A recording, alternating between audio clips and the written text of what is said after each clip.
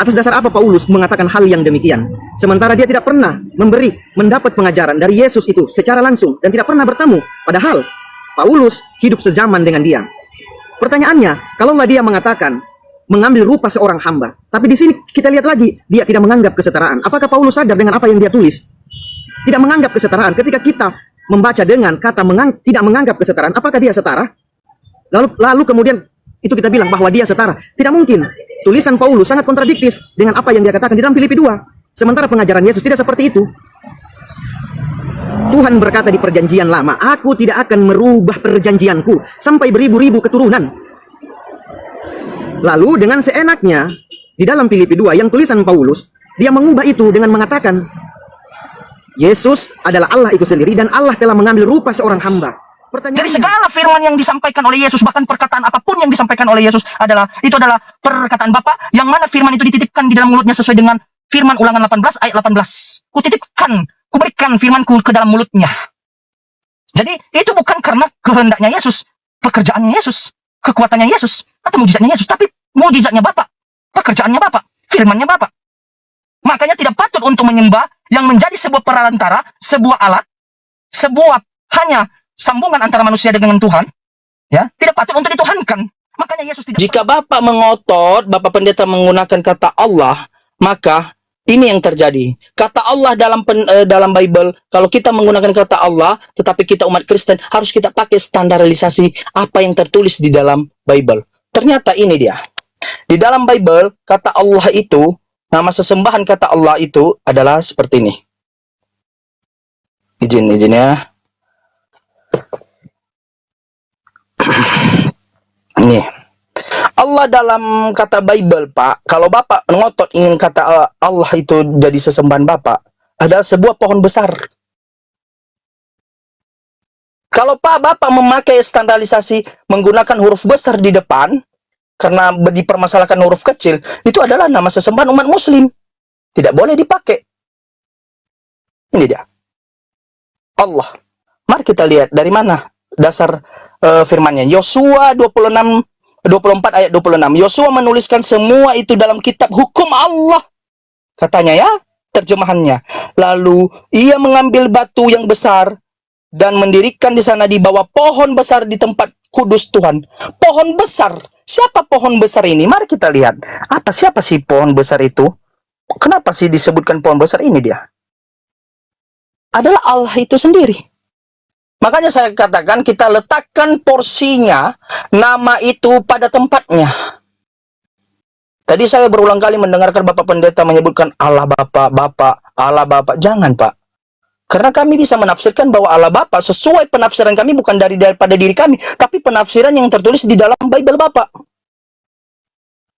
Begitu dia, Pak. Kalau Bapak kurang memahami juga dari mana kok bisa kata Allah itu ada, itu bisa kita lihat ya Pak. Itu ketika ditranslate, ketika Indonesia Merdeka ditranslate oleh LAI atau beberapa yang mentranslate ulang ke bahasa Indonesia, digunakanlah kata serapan dari Al-Quran. Jadi kita kedudukan nama sesembahan kita pada tempatnya. Kira-kira begitu Pak Pendeta. Saya sudah menjawab bahwa juru selamat atau Yesus itu datang untuk Bani Israel, Bani Yakub. Bahkan Yesus menekankan bahwa tidak boleh kau menyimpang dari 12 Bani Yakub tersebut. Saya sudah bacakan ayatnya. Mungkin Bapak tadi mencatatnya. Kira-kira begitu Pak. Lanjut. Iya, Terima kasih, kita beri Kak Jimen. aplaus sebentar dulu. Kita beri aplaus kepada kedua belah pihak.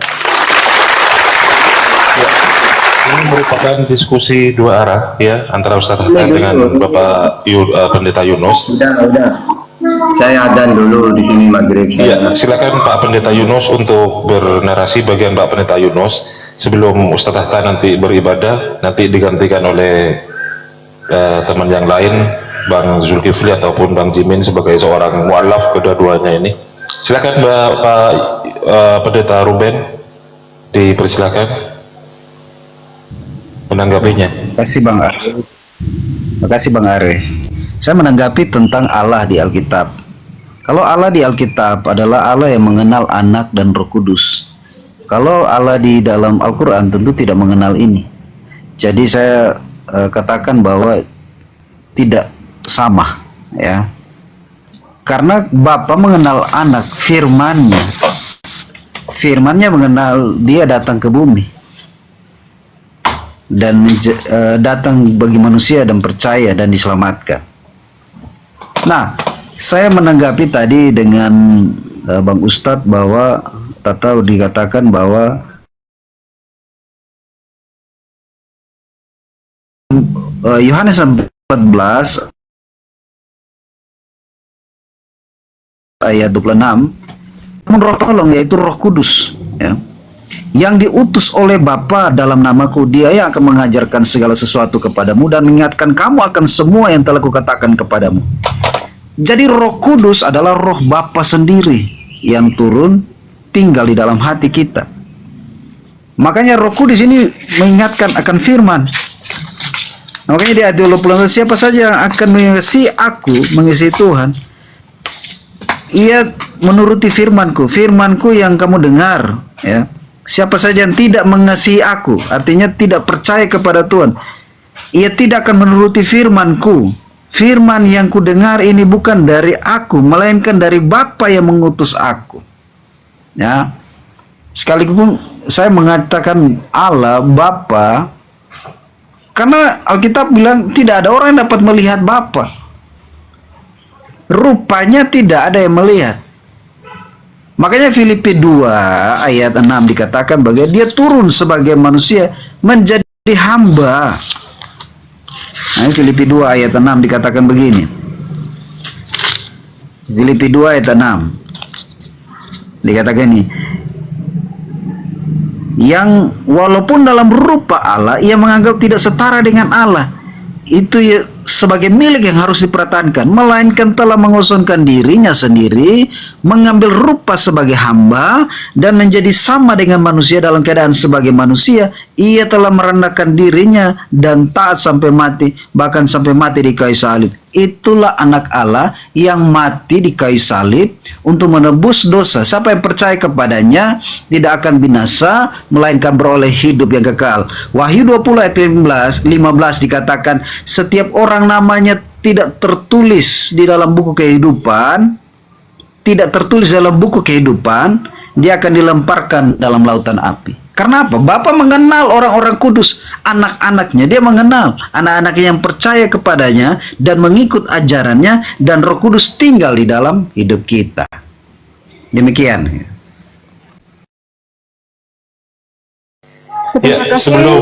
Sebentar, Ukti Dewi ya.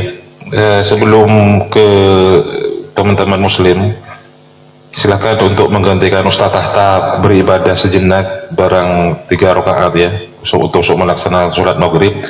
Siapa teman Muslim yang mau maju di sini, tetapi dengan catatan harus bisa open cam seperti Pak Pendeta Ruben, biar saya berusaha untuk bersikap adil di sini ya. Karena Pak Pendeta Ruben ini adalah undangan saya tadi. Beliau saya undang, kemudian dia mengiyakan untuk berdiskusi dengan Ustadz Tahta. Siapa di sini yang mau masuk, teman Kristen, teman Muslim, Bang Jimin atau Bang Zulkifli? Saya minta tolong kalau Bang Zulkifli mau open cam nggak masalah. Saya juga bisa open cam, tapi mohon maaf ya Pak Pendeta, saya harus pakai masker karena ini karena keluarga saya juga. Oh iya. Tapi yang Bang Zulkifli dulu ya, Bang Zulkifli dulu ya. Bang Zulkifli. Ya, siap Ustadz. Ya, silakan Bang Zulkifli dulu, open cam. Saya besarkan layar Anda. Ya, diskusinya ini diskusi santun ya, tidak saling menyerang gitu. Ya, hormati Pendeta Ruben sebagai tamu di sini ya, karena di dalam Islam itu ketika ada tamu yang datang, kita harus kemudian sopan, kita harus lebih sopan dari tamu itu.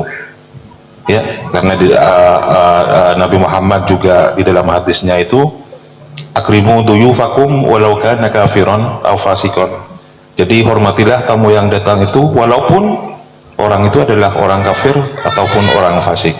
Silakan saudaraku Bang Zulkifli TV ditanggapi apa yang diterasikan oleh Pendeta Ruben tadi. Ya, dipersilakan. Siap, terima kasih Ustadz Arif atas kesempatan yang diberikan. Saya sedikit menanggapi apa yang dijelaskan tadi oleh Pendeta Pak Yunus. Begini Pak Pendeta Yunus. Pak Pendeta tadi mengatakan dan mengutip apa yang dikatakan di dalam Filipi 2 ayat ke-6, 7 sampai 8. Kalaulah kita mengutip ayat itu sangat kontradiktif dengan apa yang dikatakan.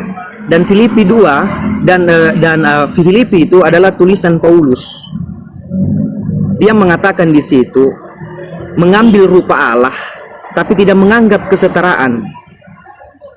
Pertanyaannya, kalaulah kita mengutip itu apa yang dikatakan di dalam Perjanjian Baru, berarti berbeda dengan kemudian yang Tuhan katakan di Perjanjian Lama. Yang pertama apa? Di dalam Bilangan 23 ayat ke-19. Allah bukan manusia dan bukan anak manusia. Begitupun yang dikatakan di dalam Hosea 11 ayat ke-9. Aku Allah dan bukanlah manusia. Kenapa seperti itu? Mari kita uji konsistensi yang dimana Allah berfirman di dalam Perjanjian Lama, tapi berbeda kemudian ketika di Perjanjian Baru. Bukankah yang dia katakan kepada Abraham, dari keturunanmu ini akan aku buatkan engkau bangsa yang besar, sampai beribu-ribu keturunanmu. Dan dikuatkan di dalam Mazmur 85 yang mengatakan, apa yang keluar dari mulutku tidak akan aku ubah. Ini adalah yang dikatakan oleh Allah itu sendiri. Lalu bagaimana kemudian Allah yang berupa jadi manusia, yang dikatakan adalah Yeshua HaMasyiah itu sendiri? Bukankah tidak kontradiksi dengan apa yang dikatakan oleh Bapa dan dikatakan oleh pengajaran Yesus? Yesus tidak pernah menganggap seperti itu. Karena kenapa? Yesus sendiri mengatakan di dalam Yohanes, inilah hidup yang kekal itu, dengan mengenal engkau satu-satunya Tuhan yang benar, dan mengenal Yesus yang telah engkau utus. Di dalam Yohanes 12 ayat ke-44 mengatakan, barang siapa yang percaya kepada aku, ia bukan percaya kepada aku, melainkan percaya kepada Bapa yang mengutus aku, atau dia yang mengutus aku. Dan bahkan ditegaskan, aku tidak bisa berbuat apa-apa atas kehendakku sendiri, melainkan kehendak dia yang mengutus aku. Lalu Bapak mengutip di dalam Filipi 2, yang dimana Filipi itu adalah tulisannya Paulus. Pertanyaannya, atas dasar apa Paulus mengatakan hal yang demikian, sementara dia tidak pernah mendapat pengajaran dari Yesus itu secara langsung dan tidak pernah bertemu, padahal Paulus hidup sezaman dengan dia. Pertanyaannya, kalaulah dia mengatakan mengambil rupa seorang hamba, tapi di sini kita lihat lagi dia tidak menganggap kesetaraan. Apakah Paulus sadar dengan apa yang dia tulis?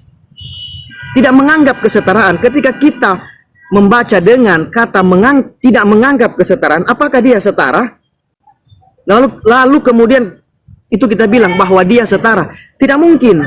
Tulisan Paulus sangat kontradiktif dengan apa yang dia katakan di dalam Filipi 2. Sementara pengajaran Yesus tidak seperti itu.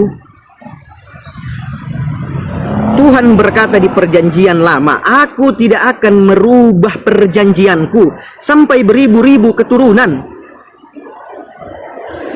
Lalu dengan seenaknya di dalam Filipi 2 yang tulisan Paulus, dia mengubah itu dengan mengatakan Yesus adalah Allah itu sendiri dan Allah telah mengambil rupa seorang hamba. Pertanyaannya, perjanjian apa yang kemudian yang Allah janjikan di Perjanjian Lama tapi berubah kemudian di Perjanjian Baru? Banyak tulisan-tulisan di Perjanjian Lama yang mengatakan Tuhan bukan manusia. Hosea 11 ayat 9, Maleakhi 3, Bilangan 23 ayat ke-19, 1 Timotius mengatakan Allah Maha Tinggi. Allah Maha Tinggi. Tidak ada yang bisa melihatnya. Bahkan manusia tidak pernah melihatnya. Di dalam 2 Tawarik mengatakan, bagaimana mungkin kita mengatakan Allah akan hidup bersama kita? Bahkan langit yang mengatasi langit pun tidak akan bisa menampungnya. Begitupun rumah yang kubangun ini. Begitupun yang dikatakan di dalam 2 Petrus. Tidak ada sedikit pun yang mengatakan bahwa Allah itu adalah Yesus. Bahkan Yesus sendiri dalam pengajarannya tidak mengatakan hal yang demikian. Apa dasar kita? Sementara di Perjanjian Lama Allah berkata, dari keturunanmu Abraham, aku akan jadikan bangsa-bangsa ini sampai kepada beribu-ribu keturunan. Sementara Yesus adalah keturunan Abraham. yang sebagaimana yang dikatakan dalam Matius 1 sampai ke 17. Yesus adalah keturunan Abraham. Apakah kemudian Tuhan akan berbohong? Apakah Tuhan tidak konsisten dengan apa yang dia katakan di perjanjian lama, kemudian dia ubah di perjanjian baru? Sementara kalau kita mau lebih teliti, perjanjian baru tidak dikenal oleh Yesus. Apa penguatan yang kemudian ingin Pak Pendeta Yunus mengatakan bahwa Yesus itu adalah Allah yang telah bernuzul, sementara kodrat keilahiannya berbeda dengan kodrat kemanusiaan. Kata inkarnasi yang selalu teman-teman baluti dengan kata nuzul tidak ada. Itu hanya sekedar doktrin. Bagaimana mungkin kodrat keilahian menyatu dengan kodrat kemanusiaan? Apa yang dikatakan Yesus? Allah lebih besar daripada aku, Bapa lebih besar daripada aku. Apakah kita akan mengatakan bahwa Yesus itu adalah Allah sendiri, sementara dia tidak bisa berbuat apa-apa atas kehendaknya sendiri, melainkan kehendak Bapa? Kalaulah seperti itu, apakah sisi kemanusiaan Yesus mengalahkan sisi ketuhanannya? Sungguh tak elok, sungguh tak mungkin, dan sangat merendahkan Tuhan kemudian. Apakah ini yang kita katakan bahwa Yesus itu adalah Allah? Tidak mungkin. Penguatan apa? Sementara notabene-nya Yesus adalah seorang manusia. Semua firman yang telah engkau berikan kepadaku telah aku sampaikan kepada mereka, dan mereka menerimanya. Itu yang dikatakan Yesus. Dan di dalam Wahyu 1 ayat ke-1 mengatakan Yesus diberikan karunia. Dan bahwa Yesus juga mengatakan seorang hamba tidak lebih tinggi daripada tuannya, seorang utusan tidak lebih tinggi seorang hamba tidak lebih tinggi daripada tuannya, dan seorang utusan tidak lebih tinggi daripada yang mengutusnya. Bahkan Yesus mengatakan penghakimanku ini bukan berasal dari aku. Penghakiman dari diriku sendiri, melainkan dari Bapa yang mengutus aku. Ribuan ayat, puluhan ayat mengatakan Yesus utusan. Yesus utusan, nabi dan guru. Tidak pernah mengatakan hal bahwa akulah Allah dan menyuruh Yesus untuk disembah. Tidak ada. Hal yang apa? Dasar apa yang paling kuat kemudian kita mengatakan bahwa Yesus itu adalah Tuhan? Gak ada. Tidak sedikit pun, dan tidak ada satu titik pun bahwa menunjukkan bahwa Yesus itu adalah Tuhan. Penguatannya apa? Di dalam Yohanes 13 ayat nomor ke-14, engkau memanggilku guru dan Tuan, dan perkataanmu itu benar bahwa akulah guru dan Tuan. Kalau kita merujuk kepada ayat ini, memiliki versi Endeh mengatakan dia Tuan. Di dalam versi TSI tahun 2000 mengatakan dia adalah junjungan. Versi yang mana? Karena kalau kita merujuk kepada original teksnya mengandung kata kyrios atau kurios yang mengandung kata tuan, junjungan. Lalu LAI menerjemahkan menjadi Tuhan. Sementara di original teksnya, kalau kita mau merujuk ke dalam bahasa Aramaik, di dalam ayat yang sama menggunakan kata mar. Kata mar di situ adalah Tuan, bukan Tuhan. Bagaimana mungkin kita mau menunjukkan ayat yang sama, lalu original teksnya mengatakan Tuan, tetapi diubah kemudian menjadi Tuhan. Di TB menjadi Tuhan, di dalam TSI tahun 2000 adalah junjungan, di dalam versi ND adalah Tuan. Yang mana yang harus kita pegang menjadi rujukan kebenaran untuk menunjukkan ketuhanan Yesus atau menunjukkan konsep ketuhanan Yesus. Sementara di puluhan ayat mengatakan aku utusan, bahkan dia datang ke dunia menyampaikan kepada Bani Israel, kepada murid-muridnya, aku adalah Tuhan, aku adalah utusan. Apa yang kemudian yang dikatakan di dalam hukum yang utama, hukum yang pertama, dengarlah hai Israel, Tuhan Allah kita, Tuhan itu Esa. Kasihilah Tuhan Allahmu dengan segenap jiwamu, dengan segenap ragamu, dengan segenap hatimu. Tidak menganggap apapun bahwa kasihilah Yesus sebagai Tuhan. Tidak pernah. Notabene-nya Yesus adalah seorang utusan. Sementara orang banyak itu mengatakan, inilah Nabi Yesus dari Nazaret di Galilea. Nabi, seorang nabi. Bahkan di dalam satu perikop mengatakan, Matius di dalam satu perikop mengatakan, Yesus hamba Tuhan. Tidak ada mengatakan sedikit pun Yesus adalah Tuhan. Penguatan ayat sangat banyak untuk menunjukkan Yesus adalah utusan, Yesus adalah nabi, Yesus adalah guru. Kenapa Yesus dikatakan guru? Karena dia memberikan pengajaran kepada para muridnya. Apa yang kemudian yang teman-teman klaim bahwa Yesus adalah jalan, memang betul, Yesus adalah jalan. Karena kenapa? Yesus mengatakan, tidak akan ada orang yang sampai kepada Bapa kalau tidak melalui aku. Karena dia adalah jalan, bukan tujuan untuk menunjukkan dia adalah Tuhan dari itu sendiri. Tidak pernah. Dia adalah jalan, bukan tujuan. Akulah jalan dan kebenaran. Memang betul. Apa yang kemudian yang dikatakan? Allah memberikan kehidupan, Allah memiliki kehidupan sendiri. Begitupun anak yang diberikan kehidupannya sendiri. Karena Yesus adalah anak manusia. Barang siapa yang tidak menganggap Yesus adalah manusia, dia dianggap seorang antikristus. Ketika ada orang yang tidak mengatakan bahwa Yesus adalah anak manusia, berarti dia antikristus. Bukan saya yang bilang, tapi Bible yang mengatakan seperti itu. Dan dalam pengajaran Yesus mengatakan hal yang demikian.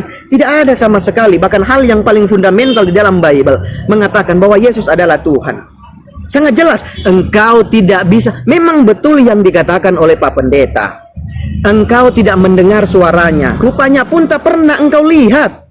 Dan barang siapa yang melihat Tuhan tidak akan hidup. Tidak akan hidup. Sekian Pak Pendeta Yunus. Fadl. Oke, terima kasih. Biar tidak terkesan untuk keroyokan gitu ya. Nanti narasumbernya mungkin salah satu mungkin Ustaz Tata atau siapa nanti Ustaz Tata ya narasumbernya, biar tidak terkesan keroyokan. Saya minta tolong hormatin tamu Pak Pendeta ya, jangan bertyping yang aneh-aneh. Dan Pak Pendeta awas loh, hati-hati anaknya nanti mau alah loh Pak Pendeta. Oke, silakan. Tunggu, ini antara Jimen dengan Bang Zul sama-sama mu'alaf ini ya. Cuma nanti saya gini, saya nyimak, tapi untuk Jimen dan Zulkifli, apa yang disampaikan Bapak Pendeta tulis, lalu tanggapi yang dia katakan saja, biar dia tidak bingung. Nanti kalau sampean terlalu panjang, dia nanti dijawab dengan senyuman doang, nanti bingung dia, yang mana mau saya tanggapin gitu. Jadi Jimen atau Bang Zul, apa yang disampaikan oleh pendeta diingat atau ditulis, nanti itu yang kalian bantah dengan data. Nah, bukannya apa, saya kasihan, nanti beliau cuma senyum-senyum doang nanti. Apa yang mau saya nanti tanggapin gitu ya, biar enak. Oke, Bang Jimen dengan Bang Jul ya, saya nyimak. Nah itu Bapak Pendeta senyum-senyum doang, mau ngomong opo aku ini. Izin Silakan. Ustaz Tata. Izin. Tadi kan Bapak Pendeta Yunus menanggapi tentang penggunaan kata Allah. Dia menyatakan bahwa kata Allah yang kami maksud adalah Allah yang beranak, Allah yang punya anak dan punya bapak. Ya, Allah yang punya anak dan yang punya bapak itu, Pak Pendeta, di dalam bahasa Ibrani adalah Allah yang menciptakan langit dan bumi. Itu bisa kita lihat di Kejadian 1 ayat 1. Namanya itu bukan Allah, ya, tetapi Elohim. Gunakanlah itu, Pak. Kalau Bapak mengotot ingin menggunakan versinya LAI, maka LAI akan menyesatkan Bapak. Karena kenapa? Kalau LAI menggunakan kata Allah karena Allah itu huruf besarnya A itu berasal dari bahasa Arab, dan Bapak ngotot, tentulah Bapak pakai standarisasi Alkitab. Allah di dalam Alkitab itu adalah pohon besar. Saya bukan untuk mengapa, mohon izin Pak Pendeta.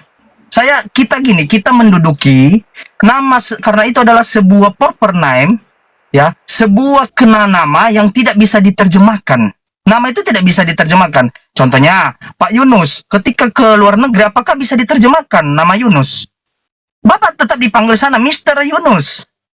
Saya Jimen. Ketika sampai di Australia, pasti dipanggil Mr. Jimen. Tidak mungkin akan dirubah nama saya atau diterjemahkan. Itu adalah sesuatu kekonyolan. Maka Pak, gunakanlah, saya hanya ingin menghimbau Pak Pendeta, gunakan kata sesuai dengan kedudukannya. Justru kalau ngotot ingin menggunakan kata Allah, justru menghujat kesannya. Ingat, kata Yesus di dalam Bible, jangan menyebut nama Tuhanmu atau sesembahanmu sembarangan. Kalau LI menyebutkan sebagai terjemahan, dan itu adalah sebuah kesembarangan, jangan kita ikut-ikut. Ya. Jadi, hanya itu aja yang saya bisa tanggapi. Izinkan saya biar dilanjutkan oleh Pak Zulkifli atau Ustadz Tata kalau ada. Kira-kira Giliran Pak Pendeta tadi. Silakan Pak Pendeta Ya, untuk izin, Pak ditanggapi. Pendeta. Iya, silakan Pak Pendeta ditanggapin. Terima kasih. Baik, terima kasih. Kalau untuk mengenal Yesus, saya ada ayatnya. Yesus ini datang ke bumi, dia datang untuk melayani dan bukan untuk dilayani. Dia benar-benar Tuhan, anak Allah, dia datang untuk melayani. Makanya Yesus datang, kalau di Yohanes 13 dikatakan Yesus membasuh kaki murid-muridnya. Saudara bisa membayangkan Yesus adalah anak Allah, dia datang melayani, membasuh kaki murid-muridnya. Makanya banyak pengertian tentang Yesus. Siapa Yesus? Makanya dikatakan ayat 13, kamu menyebut aku guru dan Tuhan, kata itu tepat, sebab memang akulah guru dan aku adalah Tuhan. Aku yang adalah Tuhan dan gurumu, maka kamu pun wajib saling membasuh kakimu, sebab aku telah memberi satu teladan kepada kamu, supaya kamu jangan berbuat sama seperti yang telah kuperbuat kepadamu. Jadi Yesus ini adalah Tuhan, dia adalah guru, tetapi dia menunjukkan satu teladan yang luar biasa. Makanya luar biasa bahwa Tuhan itu, dia Tuhan yang mengadakan segala mujizat. Dia Tuhan di dalam dirinya ada Tuhan, ada Allah, ada Bapa di dalam dirinya. Makanya dia ayat Filipi 2 ayat 8, ia telah merendahkan dirinya dan taat sampai mati, bahkan sampai mati di kayu salib.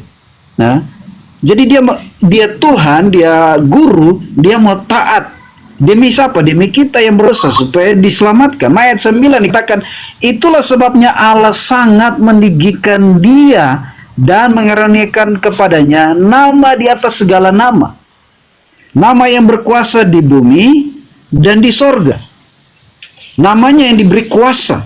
Tidak ada orang sampai kepada Bapa kalau tidak melalui Yesus. Hanya hayalan kalau mau sampai kepada Bapa. Cuma hayalan. Mau sampai kepada Tuhan tidak hanya hayalan. Karena Yesus ada jalan keselamatan. Makanya di ayat 10, supaya di dalam nama Yesus bertekuk lutut segala yang ada di langit, di atas bumi, dan di bawah bumi. Yesus berkuasa di sorga, di bumi, dan di bawah bumi. Tidak ada nama lain. Semua hanya di liang kubur, tidak bangkit-bangkit, dan tidak naik, dan tidak percaya kepada Tuhan, dan tidak yang melihat Tuhan. Ya, hanya hayalan. Ya, itulah firman Tuhan. Terima kasih. Oke, terima kasih untuk tanggapan. Mungkin Bang Zulkifli atau Abang Jimen yang mana? Izin. Assalamualaikum. Izin. Saya Oke. kita luruskan izin ini ya Pak Pendeta, kita luruskan Boleh. dulu. Ya, kata Tuhan tadi, kata Tuhan ya, kita luruskan gitu. Saya tunjukkan dulu ayatnya.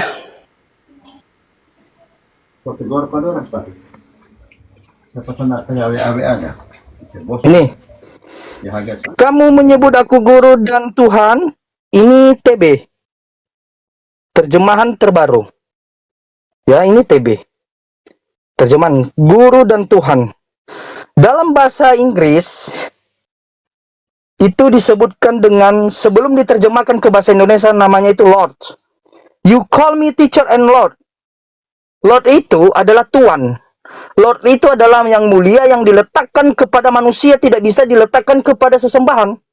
Itulah sebabnya orang luar negeri itu tidak pernah mengatakan, oh my God, atau oh my God Jesus. Tidak, mereka tidak pernah mengatakan, oh my God Jesus Kristus. Tidak, mentok-mentok mereka mengatakan, oh Jesus Kristus, oh my Lord Jesus Kristus.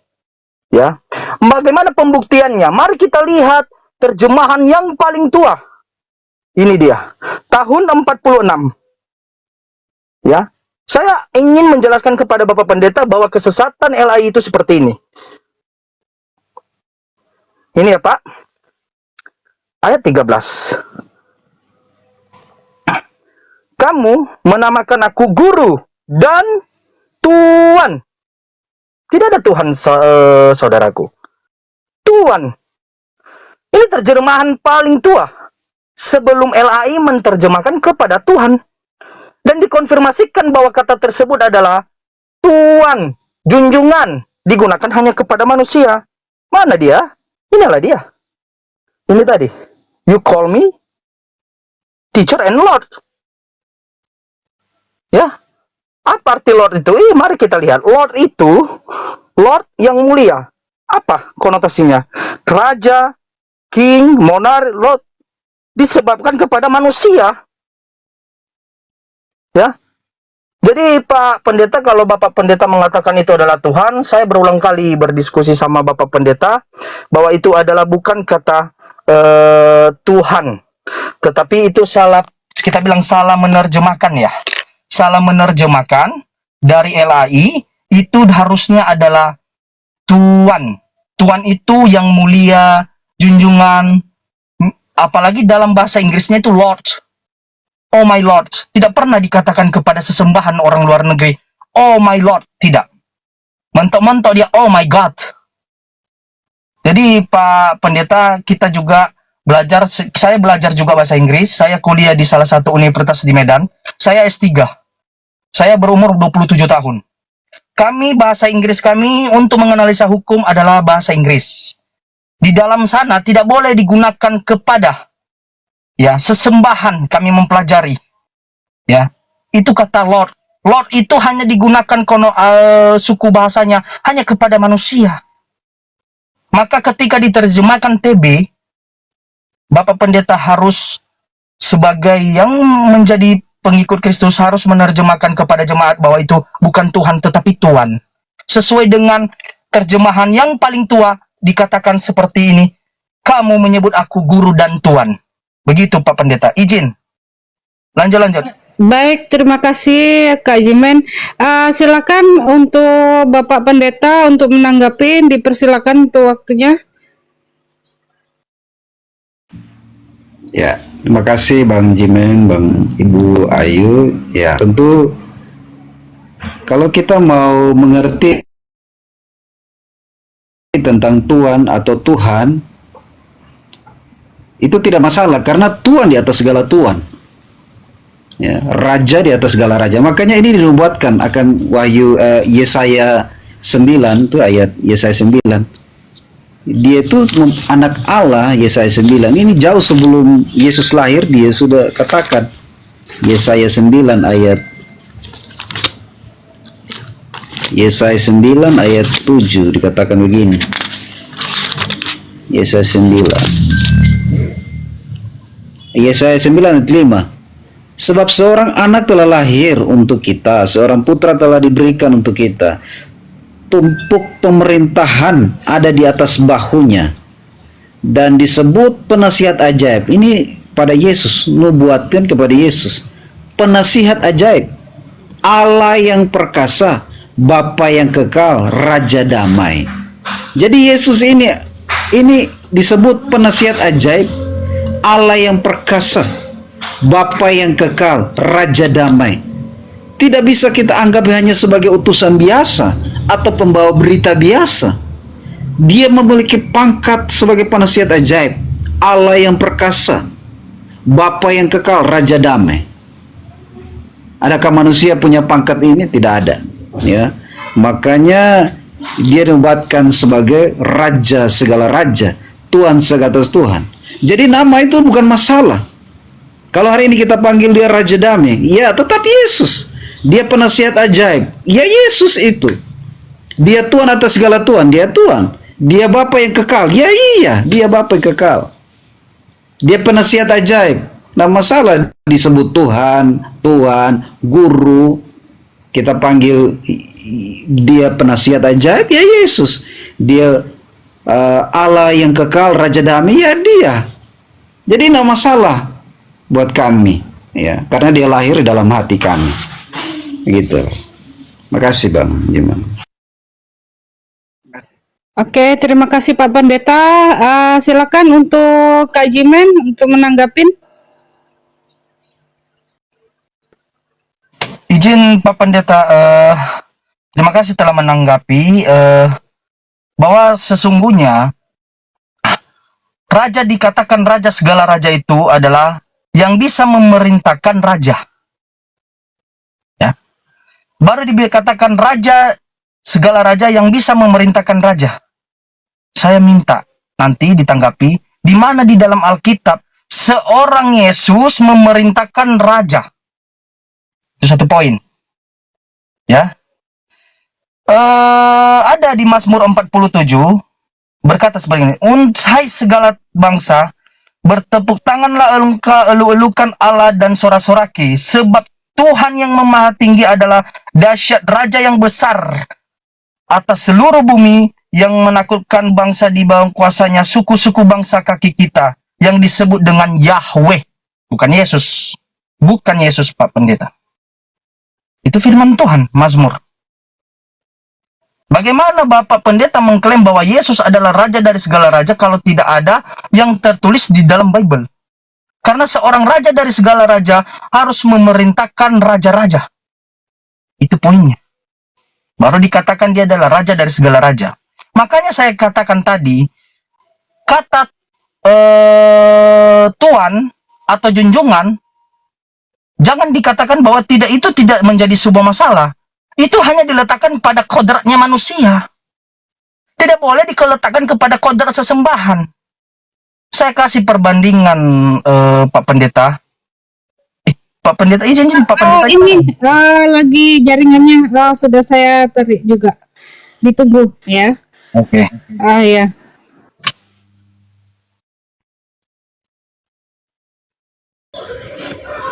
Barangkali untuk sementara bisa diganti untuk Bang Kris Wilujan. Om Kris, selamat malam Om Kris. Om Kris, selamat malam Om Kris. Ya, selamat malam. Ya, silakan kamera. Di-mute dulu yang lain. Saya untuk gini ya, mau Baik, Bang Kris. Aduh, minta tolong Bang, jauh dari ini ya, berisik banget, telinga saya sakit. Minta tolong jauh dari keramaian dulu sebelum mulai diskusi ya. Bang Kris?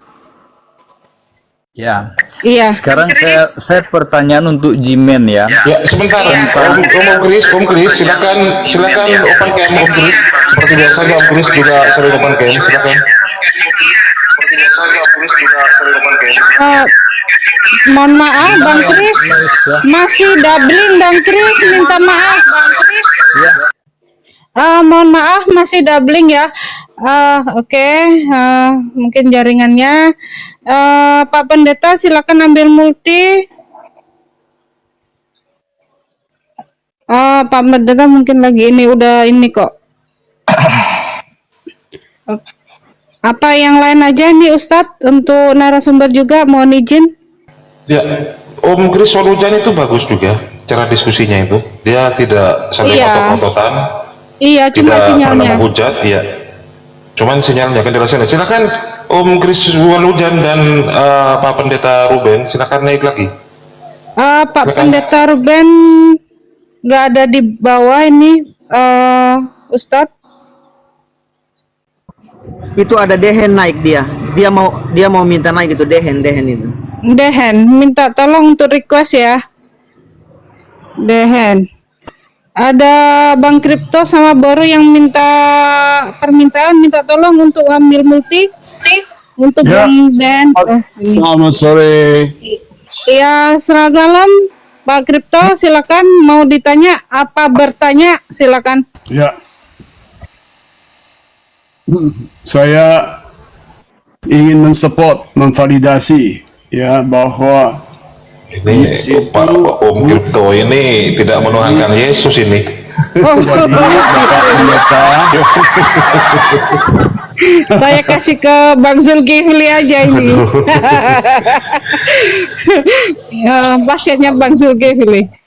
Izin Bang Kris Walujan ini sudah hadir ini. Bang Kris Walujan, silakan open cam. Oke. Seperti biasanya Om Kris.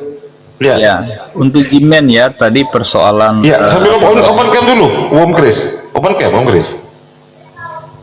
Nah, ya. Bagus. Chris. untuk Ya, kita beri aplaus dulu teman-teman ya. Terima kasih, baru tahu ini Om Ya, Chris. sambil lalu di tap-tap layar teman-teman yang di bawah untuk kemudian memperkuat kembali ini ya. Support para apologet masing-masing. Yang Kristen tolong disupport Om Kris dan Pak Kripto. Kemudian yang Muslim tolong juga disupport teman-teman apologet Muslim. Silakan dimulai Om Kris. ya terima kasih ya. Untuk Jimen saya ingin tanya untuk membedakan Tuhan dengan Tuan ya. Saya tanya Jimen ya, apakah kalau Tuhan sebagai manusia bisa membaca isi hati orang?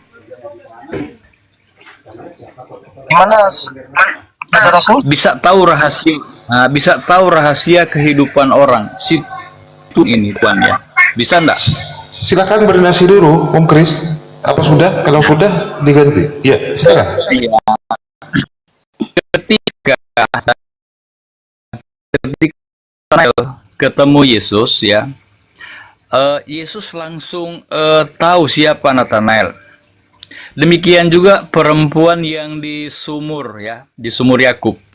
Ketika Yesus menceritakan rahasia kehidupan perempuan itu kaget. Kok Yesus bisa tahu tentang siapa berapa suami saya ya? Dan dengan demikian perempuan ini menyimpulkan bahwa orang yang ketemu dia di sumur adalah Tuhan, karena dia tahu rahasia hidup perempuan itu. Nathanael juga demikian. Demikian juga tentang keledai ya yang akan ditumpangi Yesus. Yesus tidak melihat di mana posisi keledai itu.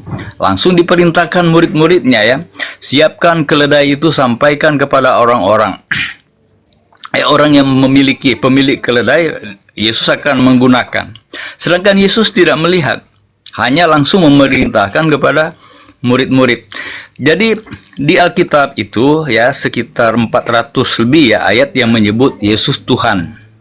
Tetapi ketika diskusi selalu dijelaskan pengertian Tuhan dan Tuhan beda. Nah, jadi ketika ada beberapa orang menyebut Yesus Tuhan karena mereka menganggap dia tahu rahasia hidup saya, ya. Demikian juga ketika perempuan bersinah ya diserahkan di hadapan Yesus, memuji Yesus apa kebutuhan Yesus untuk menindaki perempuan ini. Dan Yesus menulis di tanah ya, orang-orang yang keluar itu, ada buku yang saya baca bahwa Yesus menulis rahasia kehidupan mereka. Sehingga mereka keluar satu persatu, tidak menghukum perempuan ini ya. Jadi, untuk membedakan Tuhan dan Tuan, kalau Tuhan tidak bisa mengetahui rahasia hidup seseorang ya di hati yang dalam dan rahasia kejelekan atau kebaikannya. Tapi Tuhan mengetahui. Nah, makanya orang-orang yang menyebut Yesus Tuhan ya, jelas Yesus bisa tahu isi hati orang. Disitulah kita bisa membedakan pengertian Tuhan dengan Tuhan. Kalau Tuhan hanya sebagai manusia ya, itu tidak mungkin Tuhan mengetahui rahasia kehidupan orang. Nah, makanya banyak murid-murid, banyak orang-orang di kitab Perjanjian Baru itu menyebut Yesus Tuhan. Karena alam pun takluk pada Yesus. Ya, ketika badai yang dahsyat terjadi di danau itu, Yesus bisa meredahkan. Nah, disitulah mereka menyimpulkan Yesus Tuhan. Karena alam pun takluk padanya. Itulah yang bisa membedakan antara Tuhan dengan Tuhan. Ya, itu saja dulu. Silahkan ditanggapi. Baik, terima kasih untuk narasumbernya, Ustaz Tata, dipersilakan. Terima kasih. Jimen, karena Jimen yang ditanya. Bang Jimen. Saya hanya menyampaikan gini. Para nabi itu ketika dia tahu, karena dia diberitahu oleh Tuhan yang mengutus dirinya.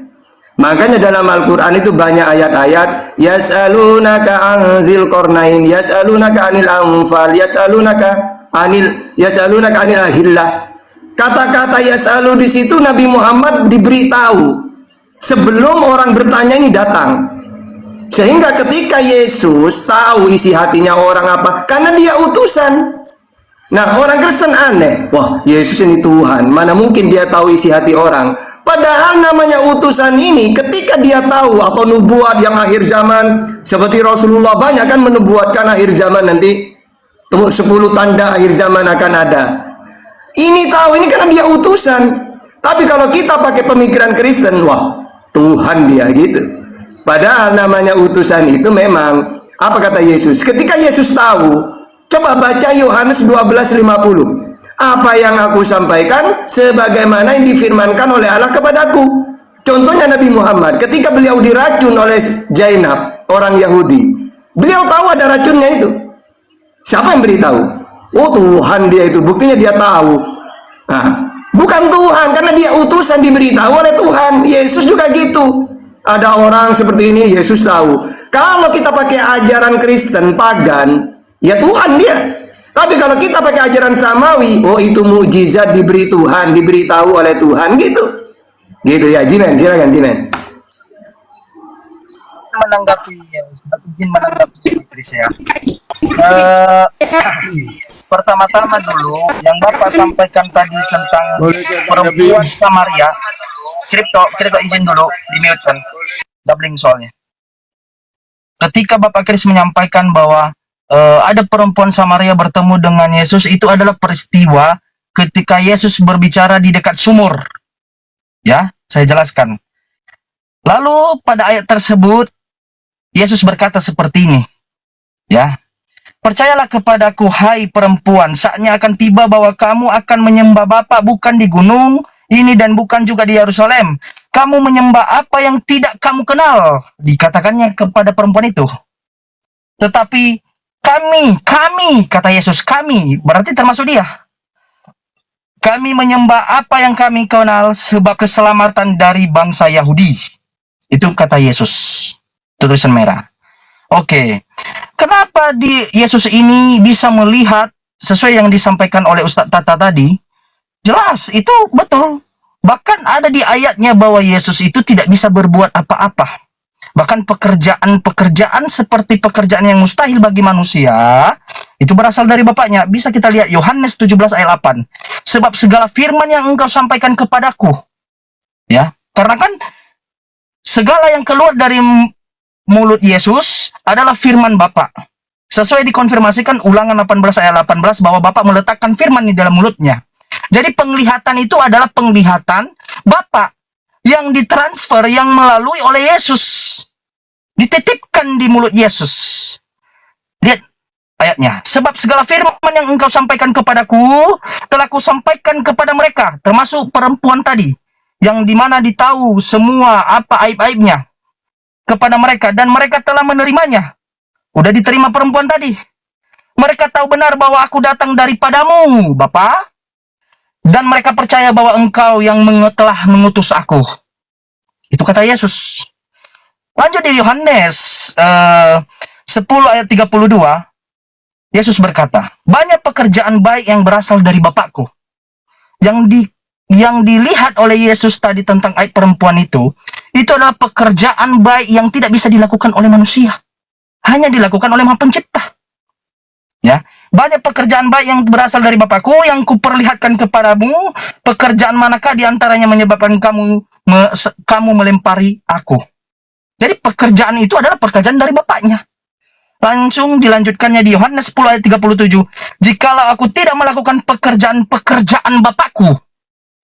Ya, jikalau aku tidak melakukan pekerjaan Bapakku, janganlah percaya kepadaku. Itu kata Yesus.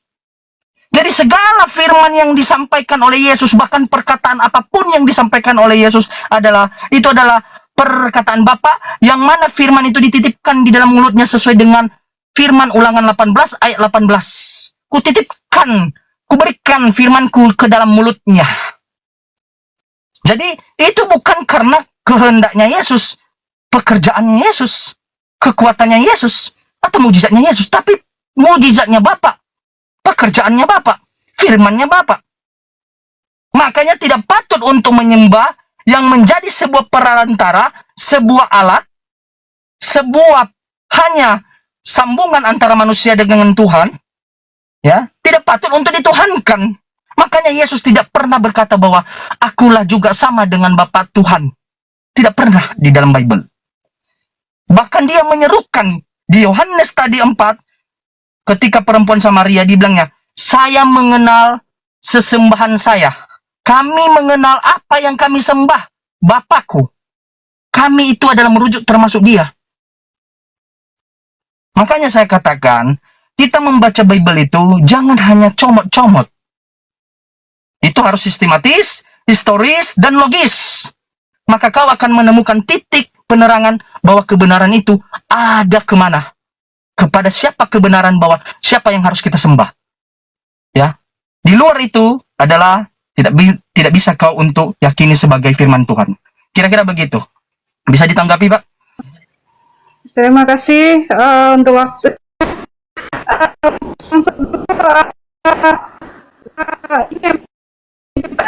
Aduh, putus-putus, ayo, putus-putus, Pak Dewi. Silakan langsung ditanggapi, Om Chris Walujan. Mute-nya dibuka, Om Chris, mute-nya dibuka. Pak Chris. Jadi di kitab Amsal dikatakan bahwa di hadapan Tuhan tidak ada yang tersembunyi dan mata Tuhan ada di mana-mana. Jadi artinya untuk mengetahui rahasia hidup seseorang, ya, pribadi yang terdalam, ya, hanya Tuhan yang tahu. Kalau berbicara nubuatan, ya itu memang diberitahukan oleh Tuhan dari mimpi, dari penglihatan. Tapi ini beda. Kalau kita bicara Tuhan sebagai manusia, dia tidak bisa membaca hati orang. Dia tidak akan tahu rahasia hidup orang. Nanti orang itu ceritakan, baru dia tahu. Kalau bicara Tuhan sebagai manusia. Tapi kalau bicara Tuhan, ya, sebagai Tuhan, dia bisa tahu rahasia hidup kita. Rahasia yang terdalam sekalipun Tuhan bisa tahu. Jadi inilah beda. Yesus disebut Tuhan atau Tuhan. Nah, tidak mungkin kalau Yesus Tuhan kalau dia tahu rahasia hidup orang. Makanya perhatikan baik-baik, ya, hanya Tuhan yang bisa mengetahui segala rahasia hidup orang. Ya, ini kok Yesus tahu.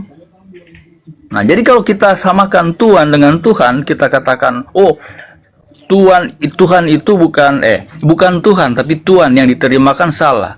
Nah, adakah Tuhan mengetahui rahasia hidup orang? Tidak, beda, saudara. Jadi kalau memang disebut Tuhan, ya, karena mereka yakin dia Tuhan, karena Yesus tahu rahasia hidup daripada si Nathanael dan perempuan itu. Masih banyak contoh-contoh, ya. Yesus langsung tahu apa kehidupan orang ini sehingga dia bisa menegur. Murid-murid juga bercakap-cakap, siapa yang terbesar di antara kita? Ya, Yesus tahu rahasia apa yang mereka ceritakan. Jadi itu banyak rahasia-rahasia manusia yang Yesus tahu. Sedangkan di Alkitab katakan hanya Tuhan yang tahu segala sesuatu yang tersembunyi. Jadi itu beda Tuhan dengan Tuhan. Kalaupun memang Yesus disebut Tuhan, ya itulah kuasa yang diberikan kepadanya. Makanya Paulus katakan, nama di atas segala nama dikaruniakan kepadanya. Kalau layaklah kita menyebut Yesus Tuhan. Karena memang Allah yang mengaruniakan itu. Itu saja dulu. Silakan. Ya, Om Oke, Kripto. terima kasih. Om Kripto barangkali mau masuk, Om Kripto, sebagai perwakilan dari Kristen. Om Kripto. Izin host sedikit aja. Nanti saya mau, setelah ini saya mau sholat gitu. Ya, baik. Izin host sedikit aja. Nanti saya mau, Ya, setelah ini Sebentar. izin Pak Kripto. Jimen Izin aja. aja dulu, Jimen aja dulu, biar dah Izin putus. aja. Lanjut. Saya mau sholat habis ini. Ya. Nah, Pak Kripto, izin Pak Kripto di-mute-kan Pak. Izin Pak. Ya, rusak itu mic-nya. Jimen aja, lanjut Jimen. Oke. Pak Kris, yang disampaikan Yesus tentang aib perempuan itu adalah sebuah firman. Dan Yesus sendiri yang berkata, ya, bagaimana dia katakan seperti ini? Kata Yesus kepadanya, pergilah, panggillah suamimu dan datang ke sini. Kata perempuan, aku tidak mempunyai suami. Kata Yesus kepadanya, tepat katamu bahwa engkau tidak mempunyai suami, sebab engkau sudah mempunyai 5 suami, yang ada sekarang padamu bukanlah suamimu, dalam hal ini engkau berkata benar. Itu adalah firman. Itu adalah perkataan. Dari mana perkataan dia itu? Mari kita lihat, ya. Sebab segala firman, di Yohanes 17 ayat 8, sebab segala firman yang engkau sampaikan kepadaku, hai Bapa, kata Yesus, telah kusampaikan kepada mereka. Siapa mereka ini? Manusia, Bani Israel. Dan mereka telah menerimanya, mereka tahu benar bahwa aku datang daripadamu, dan mereka percaya bahwa engkaulah yang telah mengutus aku. Jadi itu adalah penglihatan Bapa yang ditransferkan, yang diberikan kepada Yesus, yang diletakkan di dalam mulutnya. Sesuai Ulangan 18 ayat 18. Kata Bapa, kubangkitkan seorang nabi di antara tengah-tengahmu, hai Musa. Nabi tersebut akan kuletakkan di dalam mulutnya segala perkataanku. Yesus mengkonfirmasikannya. Lanjut, dia pekerjaan besar. Karena Bapa mengatakan, itu pekerjaan-pekerjaan baik. Dia bisa melihat, mana ada manusia seperti itu. Kita lihat. Banyak pekerjaan baik yang berasal dari Bapakku, yang kuperlihatkan kepadamu. Pekerjaan manakah di antara yang menyebabkan kamu melempari aku? Pekerjaan Bapakku, kata Yesus. Bukan pekerjaan dia. Bahkan ditambahkannya, di Yohanes 10 ayat 37, jikalau aku tidak melakukan pekerjaan Bapakku, berarti kalau dia tidak melakukan pekerjaan Bapaknya selama dia di dunia, ya, janganlah percaya kepadaku. Itu kata Yesus. Jadi Pak Kris, itu semua pekerjaan Bapa, karena dia itu adalah Nabi, Mesias, utusan.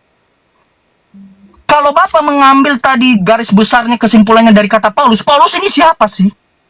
Saya mau tanya sama Bapak, ada nggak kesaksian Yesus bahwa dia mengutus Paulus? Ada kesaksian Bapak bahwa dia mengutus Paulus? Baca Kisah Rasul ya. Di Kisah Rasul. Ya. Iya, itu kisah para rasul, itu surat Paulus, bukan surat Yesus, bukan perkataan Bapak, bukan perkataan Yesus. Mengenai Paulus ya. Nanti ingatkan Pak Kris, ada bagiannya untuk Pak Kris. Ya, nanti ditanggapi. Ya, Bang Jimin sudah selesai, Bang Jimin? Dikit lagi, karena saya mau sholat. Karena gini saudaraku, untuk mengetahui bahwa dia itu adalah diutus, harus kita konfirmasikan kepada si pengutus. Seperti Yesus, disampaikannya bahwa aku ini adalah utusan, dikonfirmasikan kepada Bapak, ternyata memang betul dia adalah utusan, seorang nabi, di Ulangan 18 ayat 18. Tetapi kalau contohnya hanya aku mengaku bagaikan diriku lah, ya, saya pribadi saya mengaku bahwa aku diutus oleh Yesus, tetapi Yesus sendiri tidak bersaksi secara eksplisit di dalam Bible, maka kesaksianku itu adalah palsu. Begitu dia, Pak. Jadi jangan mengambil kesimpulan dari perkataan orang lain, tetapi konfirmasikan kepada si mengutus dan pengutus. Ya, utusan dan pengutus. Dikonfirmasikan antara dua orang itu. Jadi begitu Bapak, saya hanya menyampaikan, saya ini bukan menghujat Pak. Saya 23 tahun mempelajari Bible. Ya, tidak mungkinlah saya seorang yang saya sudah akademisi ini, ya, mengotak-atik isi Bible. Saya pakai penafsiran Bible. Ya. Jadi Pak, izin, mohon maaf kalau ada kata-kata, saya mohon izin juga host semuanya untuk sholat. Ya. Terima kasih. Assalamualaikum warahmatullahi wabarakatuh. Nanti bisa dilanjutkan Saudara Julkifli atau Ustadz Tata. Iya. Ya, demi dulu Bang Jimin, demi. Oke. Untuk saya minta tolong dulu untuk supportnya dan tap-tap layarnya dikencangkan dulu ya sebelum mulai diskusi lagi. Silakan di support untuk apologet dan tap-tap layarnya. Terima kasih. Sekarang Pak Kris dipersilakan. Dibuka mute-nya, Om Kris. Ya, kalau Paulus dikatakan tidak ada yang mengutus, sudah jelaskan kisah yang terjadi ya. Semula Paulus ini anti penganiaya orang Kristen. Ketika dia tugaskan untuk menganiaya lagi orang Kristen, justru ketemu Yesus ya. Dan terjadilah perubahan. Dan Yesus itu mempertemukan dengan murid-muridnya. Nah, jadi kalau dikatakan tidak ada yang mengutus, sedangkan ketika murid-murid Yesus menolak, karena mereka tahu Paulus ini adalah orang penganiaya, mereka takut. Tapi apa yang dikatakan Yesus, terimalah dia, karena orang ini akan kupakai untuk menyampaikan Injil Kerajaan Allah ke bangsa-bangsa lain. Jadi berarti dia diutus Yesus. Murid-murid juga diutus Yesus. Murid-murid yang lain juga diberikan kesanggupan berbahasa lain supaya bangsa-bangsa lain bisa mengenal siapa Yesus dan bisa mengenal Injil.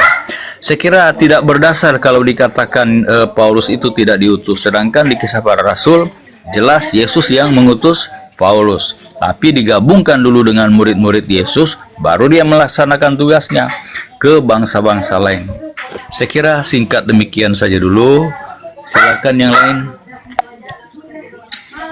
Terima kasih untuk waktunya. Untuk narasumber Pak Bang Zul, bisa ditanggapin? Saya mau menanggapi. Iya, silakan. Dari siapa dulu ini? Dari Pak Christian. Aduh, ini kameraku. Tunggu. Saya mau menanggapi dari Pak Christian yang mengatakan bahwa Paulus bertemu dengan Yesus. Di dalam Kisah Para Rasul mengatakan dan mendengar suara, Paulus, ini mengapa engkau menganiaya aku? Nah, pertanyaannya begini, Pak Kris. Kalaulah kita ingin menguatkan ayat itu yang dijelaskan di dalam Kisah Para Rasul, di mana Yesus dianiaya oleh Paulus secara langsung. Itu satu. Dan yang kedua, saya mau merujuk kepada pertanyaannya Pak Kris yang tadi. Tuhan dan Tuhan. Kalaulah Yesus itu adalah Tuhan, pertanyaannya, Yesus sendiri tidak mengetahui kapan hari kiamat akan tiba. Itu satu. Dan yang kedua, Yesus dicobai oleh iblis di gurun pasir. Itu yang kedua. Dan yang ketiga, dia sendiri tidak bisa melakukan kehendaknya secara pribadi, melainkan kehendak Bapa, sementara dia adalah Tuhan. Nah, itu bentuk pertanyaannya, Pak. Nah, yang kemudian, kalaulah Paulus itu adalah rasul, oke, baik, mari kita uji. Paulus mengatakan, aku sudah dipilih sejak dari kandungan. Kalaulah dia dipilih sejak dari kandungan, pertanyaannya, orang yang sudah dipilih sejak... Aduh, kenapa ini? Kalaulah dia dipilih sejak dari kandungan, mengapa dia menganiaya orang-orang yang mengikuti Tuhan? Itu satu. Dan yang kedua, itu dikuatkan kemudian di dalam Mazmur ayat ke-58 3 mengatakan, penyesat-penyesat itu sudah berasal dari sejak dari kandungan ibunya. Nah, Paulus ini adalah seorang penyesat. Karena kenapa? Dia sendiri berkata, ketika aku berada kepada orang Yahudi, seolah-olah aku menjadi orang Yahudi, sekalipun aku bukan orang Yahudi. Aku seolah-olah hidup kepada hukum Taurat, sekalipun aku tidak hidup di dalam hukum Taurat. Untuk apa? Untuk memenangkan hati-hati mereka. Begitupun kepada orang-orang Farisi. Nah, pertanyaannya, Paulus saja mengatakan hal yang demikian. Dan tidak pernah Paulus mendapatkan pengajaran langsung dari Yesus. Dan tidak pernah bertemu langsung dengan Yesus. Yang Bapak katakan di dalam Kisah Para Rasul, tidak jelas mengatakan bahwa Paulus pernah menganiaya Yesus secara fisik. Kalaulah kita mau menguatkan ayat itu, Bapakku.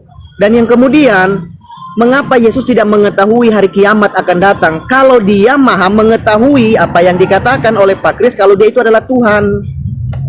Silakan Pak Kris, monggo. Terima kasih. Minta tolong untuk dibantu supportnya dan tetap layarnya ya. Cas ya. Saya minta izin dulu. Ada tamu yang Pak Kripto ini. Gimana? Ini dipersilakan untuk bertanya dulu atau gimana ini? Untuk narasumber dan host. Ya, Pak Kripto. Pak Kripto, silakan kalau mau masuk. Ya. Ya, selamat sore. Ya. Jadi begini, tadi saya Sore, mendengar silakan. karena alasan Bisa open cam, Ya. Pak Kripto? kalau nggak bisa, Nggak bisa. saya nggak Ya, bisa. ya, silakan. Apa, Nggak saya apa. tidak mendengar. Ya. Jadi saya tadi mendengar komentar karena ada orang yang bisa membaca isi hati atau pengalaman seseorang ya pernah kawin 5 kali ya. Jadi itu bukan landasan untuk percaya. Yesus sendiri berkata ya di dalam Matius 24:23 sampai 24 ya. Jangan kamu percaya sebab Mesias palsu dan nabi-nabi palsu akan muncul dan mereka akan mengadakan tanda-tanda yang dahsyat dan mujizat-mujizat sehingga sekiranya mungkin mereka menyesatkan orang-orang pilihan juga. Jadi jangan percaya karena mujizat. Ya, itu aja tanggapan saya. Terima kasih. Oke, terima kasih untuk narasumber. Saya persilakan untuk Bang Zulkifli. Pak Kris, dimohon ditunggu dulu ya. Terima kasih. Bang Zulkifli, silakan. Siap. Di sini agak noise ya. Tunggu. Baik. Baik. Tunggu ya.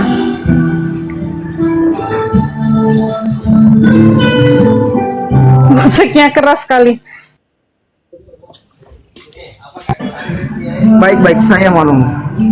Agak noise nggak? Saya ambil charge ini. Masih kedengaran. Ya, musiknya jangan di karena ini live YouTube Bang Zulkifli ya. Itu lagi di kafe berarti itu suruh kecilin itu di kafenya. Iya. Mas video kecilin, saya lagi live gitu. Nggak tahu saya ini artis TikTok gituin Akhizul.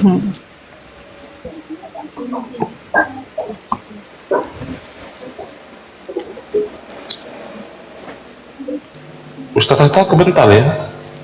Masuk dulu. Kaki Kores. Boleh. Masuk dulu. Bang Kores, dipersilakan untuk jadi narasumber menjawab pertanyaan Bang Kripto. Silakan dipersilakan untuk waktunya. Ini siapa ya akan menjawab? Ini Bang Kores malah merah jadikannya ini. Bang Kores. Udah nggak merah. Apa sih bahasa apa? Ini dialognya sama siapa? Astagfirullah. Masa diulangi lagi ini. Silakan gimana nih? Iya, Bang Om Kris Nurjan dulu. Iya, oke. Iya. Bang Kris. Tadi Oke. ditanggapi Bang Zulkifli itu. Oh iya, baik. Pak Kripto itu hanya tambahan saja. Iya. Ya, jadi yang pertama dikatakannya apa tadi mengenai Paulus ya, dikatakan mengenai Yesus sedangkan dia tidak pernah bertemu dengan Yesus. Yesus pernah berkata kepada murid-murid, barang siapa yang menganiaya kamu, ia telah menganiaya aku juga. Jadi walaupun Paulus tidak menganiaya secara langsung tubuh Yesus, tetapi orang-orang Kristen pengikut Kristus yang dianiaya oleh oleh Paulus, sama halnya dia telah menganiaya Yesus. Karena Yesus pernah mengatakan demikian, barang siapa menganiaya kamu, dia telah menganiaya aku juga. Ya, kalau membenci murid Yesus, Yesus juga yang dibenci. Jadi kemudian yang kedua, kenapa Yesus dikatakan maha tahu, tapi kedatangannya sendiri dia tidak tahu. Jadi saudaraku, di Kristen itu ada pelajaran tentang tugas Yesus sekarang yang ada di ruang maha suci di surga ya. Ada bilik suci, ada 2 bilik ya, bilik suci dan bilik maha suci. Di dalam ruang maha suci itu Yesus sedang mengadakan pengantaraan kepada Bapa. Jadi doa-doa kita, permohonan kita, permohonan pengampunan itu sampai ke ruang itu.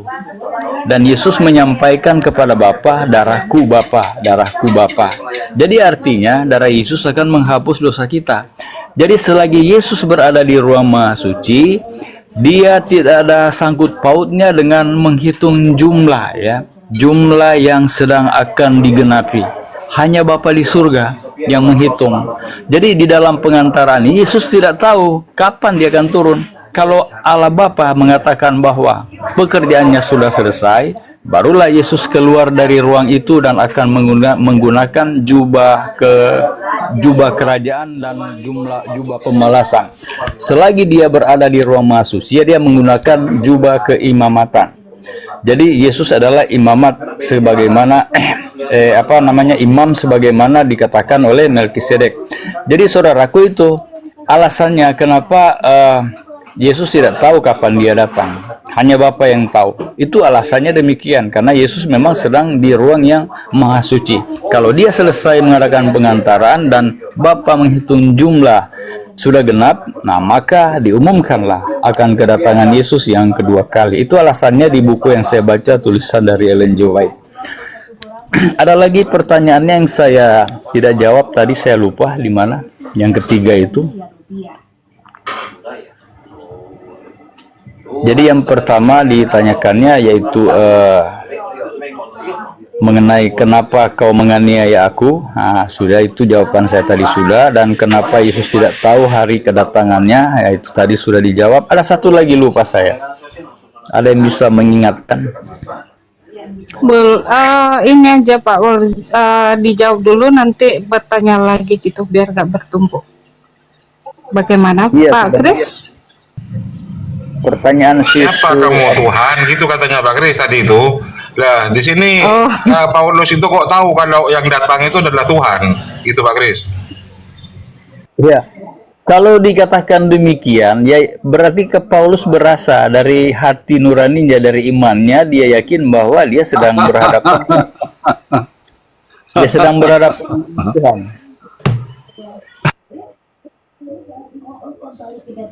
Iya, yang bisa berikan kesanggupan kepada Paulus adalah itu pekerjaan Roh Kudus yang bisa meyakinkan, oh itu Tuhan.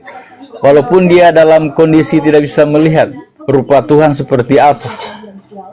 Ya, hanya Roh Kudus yang bisa membantu dia untuk meyakini bahwa oh, itu Tuhan.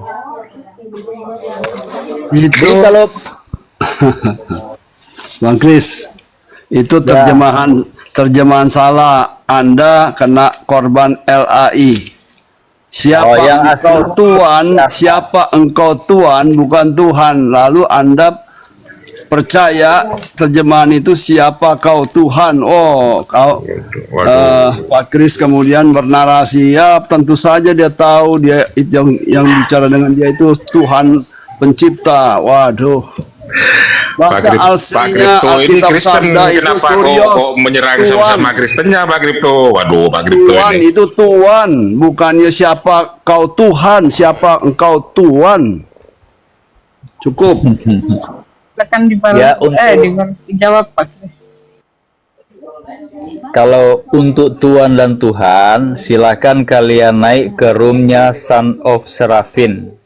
Ya, kalau saya dari pihak Muslim ya, ahli bahasanya menerangkan, saya lihat beda dengan Son of Seraphim yang memang bisa mengerti bahasa Yunani dan Ibrani. Ini Pak Kripto ini Kristen juga Pak Kris. Lah Kripto itu kalau saya nggak tahu dia di deno mana, jadi saya nggak tahu pahamnya seperti apa tentang peristiwa Paulus itu. Dia bisa dijelaskan alasannya apa? Si Kripto itu kenapa dia tidak yakin kalau Paulus itu ketemu Tuhan? Tuhan saja. Itu terjemahan siapa engkau Tuhan, bukan Tuhan. Anda kena korban terjemahan LAI. Baca Alkitab Sabda, Tuan Kris. Saya panggil Tuan Kris ya, Tuan Kris, Mr. Kris, Lord Kris. Ya.